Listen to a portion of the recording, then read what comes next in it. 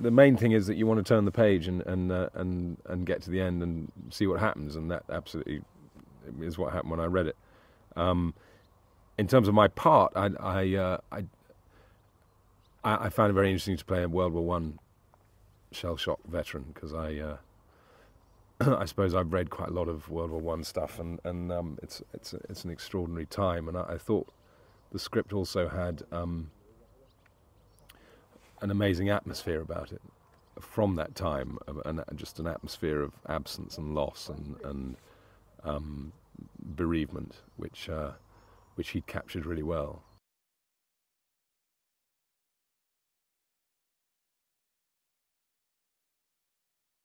He comes across Florence through Maud, through the matron who loves her work, and I think Mallory's starts, and actually for most of the film is a skeptic of Florence's powers, because he sees that she's too certain and is suspicious of her certainty about dismissing the supernatural, and he so I suppose it's through his skepticism and through his, I suppose, experience of the war that he is able to show her what she might be denying, or able to encourage her to have a look into what she can't face.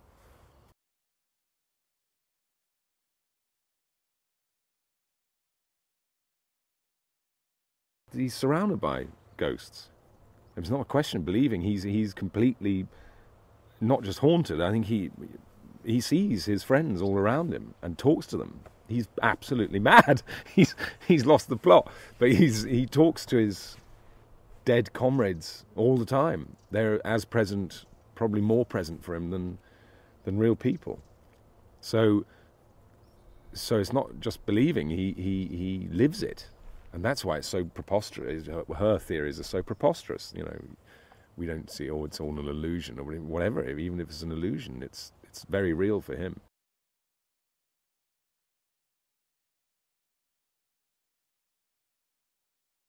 It gave an extra dimension to the horror of his trauma, really. That he's essentially self-harming. He's the anger he feels against the world, he turns in on himself, and the guilt he feels about being a survivor, he sort of punishes himself for, and that's a very vivid.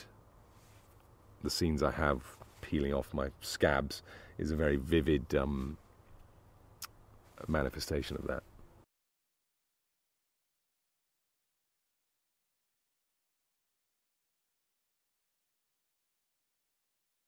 With this script, it was because it was. I think there was great depth to the script, as well as being a page turner, and my character had, many levels, which I liked. It wasn't just an obvious, housekeeper, sort of weird-looking woman. It had many layers.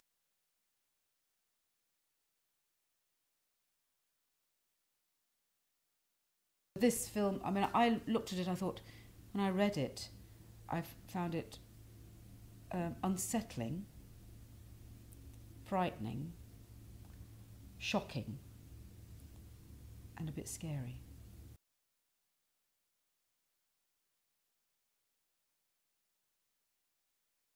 I think it's vital for this story that the post First World War and loss and death, and believing that people might still be there or come back, or that are terribly important. So I think it's a very good setting for this story.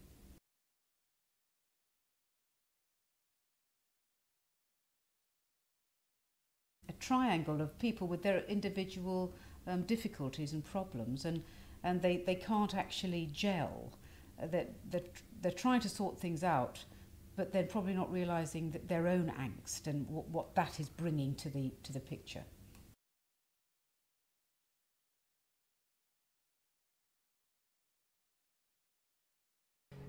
Was an exciting challenge because of the extremity, because I'm dealing with someone who has their whole world order rocked, who's confronting death, who's changing so fundamentally, and that's exciting for an actor. Any change in a character is an exciting thing to play, but if you're doing something which is a seismic shift, it's that much more exciting.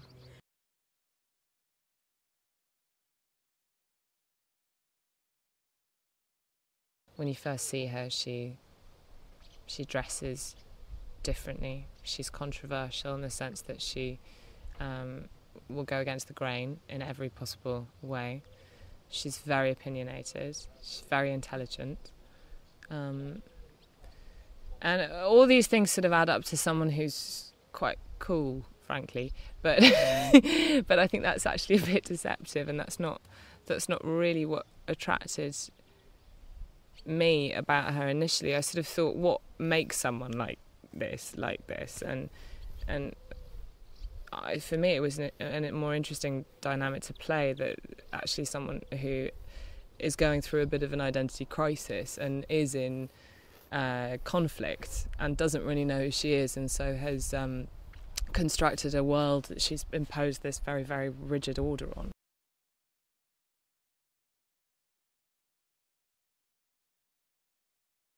What's interesting about Mallory and Florence is that they are ostensibly they're two, they're diametrically opposed characters, but as the story progresses, you begin to realise that the disparity is actually not very big at all. That they're very similar, and that I talked earlier about every single character in this film is going through their form of grief, and there's something about grief, I think, that sort of exposes people walk around with that slight look of don't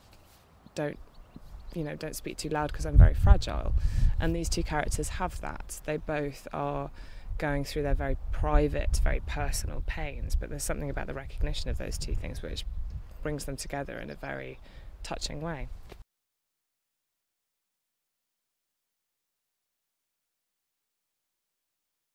When a film pulls off telling a really gripping story, it appeals to everybody. So I really wouldn't pigeonhole this one. I think it will appeal to it's got a little bit of something for everyone.